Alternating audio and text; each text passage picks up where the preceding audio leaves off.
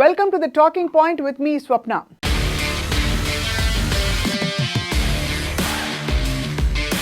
మనం ఇప్పుడు భారతదేశంలో సక్సెస్ఫుల్గా అమలవుతున్న ఒక వ్యవస్థ గురించి మాట్లాడుకోబోతున్నాం. ఈ వ్యవస్థ ద్వారా ప్రతిరోజు 2 లక్షల మందికి పార్సల్స్ అందించడం జరుగుతుంది. కానీ ఎక్కడా ఒక్క చిన్న పొరపాటు కానీ ఆలస్యం కానీ ఏమాత్రం ఉండదు. టంచన్గా ఇచ్చిన అడ్రస్కి అనుకున్న సమయానికి డెలివరీ జరిగిపోతుంది.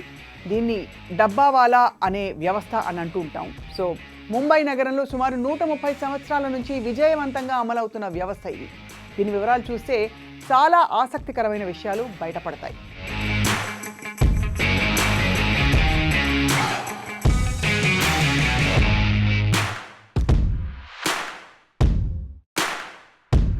(1880-90) సమయంలో ముంబైలో పారిశ్రామీకరణ నెమ్మదిగా మొదలైంది.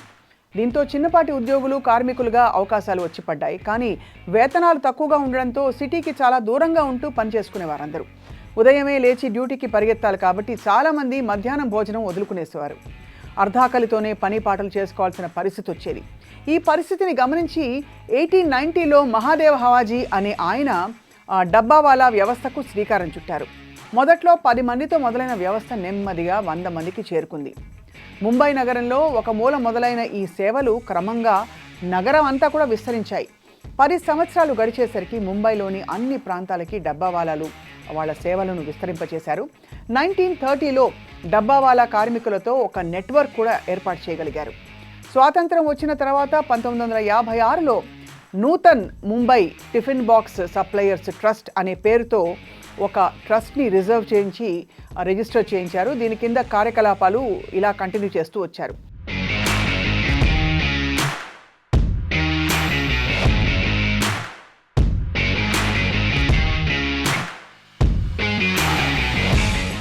అసలు ఈ డబ్బావాలా వ్యవస్థ భలే విచిత్రంగా పనిచేస్తుంది. ఈ డబ్బావాలా ట్రస్ట్లో రిజిస్టర్ చేయించుకుంటే చాలు, చాలా చౌక ధరకే సేవలు అందుతాయి. ముంబైలోనే కాకుండా చుట్టుపక్కల కాలనీల్లో, గ్రామాల్లో కూడా డబ్బావాలాలు తిరుగుతూ ఉంటారు. సింపుల్గా ఉండే ఖాదీ బట్టలు వేసుకుని, తలకు గాంధీ టోపీ పెట్టుకుని, సైకిల్ లేదా రిక్షాతో పరుగులు తీస్తూ ఉంటారు. అండ్ రిజిస్టర్ చేయించుకున్న వినియోగదారుల ఇంటికి ప్రతిరోజు ఉదయమే డబ్బావాలా వచ్చి పలకరిస్తారు. ఆ ఇంటి దగ్గర నుంచి లంచ్ బాక్స్ కలెక్ట్ చేసుకుని ముందు కదులుతారు.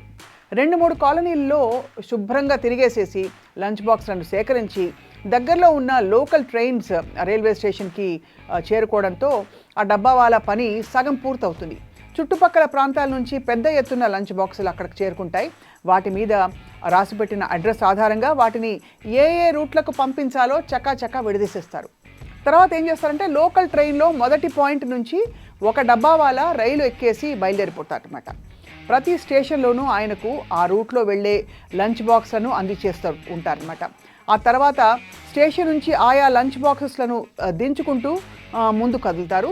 చివరి స్టేషన్ వచ్చేసాక ఆ లంచ్ బాక్సులు అక్కడ అప్పగించేసి మరో రౌండ్ వెనక్కి బయలుదేరుతారు. ఈసారి కూడా దారి పొడవునా లంచ్ బాక్సెస్ తీసుకోవడం, ఆయా స్టేషన్స్ పరిధిలోని లంచ్ బాక్స్ దించేయడం, అలా చేసుకుంటూ వెళ్ళిపోతుంటారు. మధ్యాహ్నం 12 దాటేసరికి ఆయా లంచ్ బాక్సులు వెళ్లాల్సిన అడ్రస్కి దగ్గరలోనే లోకల్ రైల్వే స్టేషన్కి వెళ్ళి చేరిపోయి దిగిపోతాయన్నమాట. అక్కడ డబ్బావాలాలు ఆయా లంచ్ బాక్స్ తీసుకుని సైకిల్ లేదా రిక్షా మీద పెట్టుకుని అడ్రస్లు వెతుక్కుంటూ వెళ్ళిపోయి డెలివరీ చేసేస్తారు. మధ్యాహ్నం 1 నుంచి 3 దాకా ఈ లంచ్ బాక్సెస్ డెలివరీ అయిపోతూ ఉంటాయి అన్నమాట.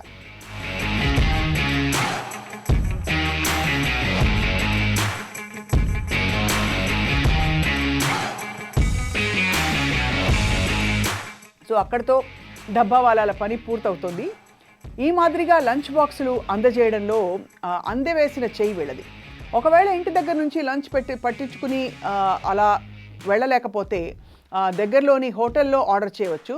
అక్కడి నుంచి కూడా డబ్బావాలాలు లంచ్ అందిస్తూ ఉంటారు. ఈ మధ్యకాలంలో ప్రత్యేకంగా ఒక వెబ్సైట్ కూడా ఏర్పాటు చేసుకున్నారు. అంతేకాకుండా ముంబైలోని కొన్ని ప్రాంతాల్లో స్పెషల్ కిచెన్స్ కూడా పెట్టించారు. అక్కడ మెనూ ఆన్లైన్లో అందుబాటులో ఉంటుంది. అందుకు తగినట్టుగా ఆర్డర్ చేసుకుంటే భోజనం నేరుగా తెచ్చి ఇచ్చేస్తారనమాట. అంటే not only delivery but also ప్రత్యేకమైన ప్లేసెస్ నుంచి. ప్రస్తుతం డబ్బావాలాల నెట్వర్క్ చాలా విస్తరించింది. ప్రతిరోజు సుమారు 2 లక్షల మందికి లంచ్ బాక్సెస్ అందిస్తూ ఉంటారు.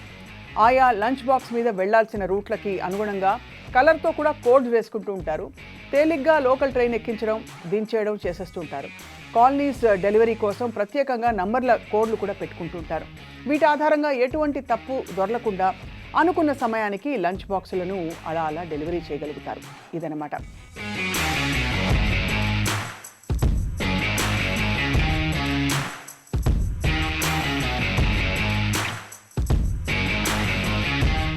ఈ డబ్బావాలాలు పూణేకి దగ్గరలోనే ఒక గ్రామం నుంచి మొదలయ్యారు. ఆ తర్వాత చుట్టుపక్కల ప్రాంతాల నుంచి కూడా ఈ వృత్తిలోకి చాలామంది దిగుతూ వస్తున్నారు. 10వ తరగతి ఇంటర్ చదువుకున్న వాళ్లే ఎక్కువ మంది కనిపిస్తూ ఉంటారు. నవ్వుతూ పలకరిస్తూ హుషారుగా పనిచేసుకుంటూ అలా వెళ్ళిపోతూ ఉంటారు. సంవత్సరం పొడవునా డబ్బావాలాల సేవలు మనందరికీ అందుతూ ఉంటాయి. ఆదివారాలు, పబ్లిక్ హాలిడేస్ అన్న మినహాయింపులు ఏవీ లేవు. కానీ మార్చి నెల సమయంలో వారి స్వగ్రామం దగ్గర జాతర ఒకటి జరుగుతుందండి. అందుకోసం అంతా ఊళ్ళకి అలా వెళ్ళి వస్తూ ఉంటారు. కాబట్టి ఆ సమయంలో మాత్రం సేవలు కాస్త తగ్గుతాయి. అంతకుమించి ఎప్పుడూ డబ్బావాలాల సేవలు ఆపేది లేనే లేదు. 2011లో అన్నా హజారే నిరాహార దీక్ష చేసినప్పుడు కూడా ఒకసారి డబ్బావాలాల సేవలు నిలిపివేశారు. అదే మొదటిసారి మరియు చివరిసారి సేవల్ని నిలిపివేసిన సంఘటన. ఈ 130 సంవత్సరాల చరిత్రలో సమ్మె చేయడం కానీ, ఆందోళనలకు దిగడం కానీ వీళ్ళు చేయనే లేదు. అలాగని వాళ్ళకి భీకరమైన జీతాలు, ఆదాయాలు కూడా ఉండవు. ఎందుకంటే సగటున ప్రతి డబ్బావాలకి 10 నుంచి 15 వేల దాకా నెలకి సంపాదించుకుంటారు. ఇటువంటి డబ్బావాలాలు ముంబైలో సుమారు 5,000 మంది దాకా ఉన్నారు.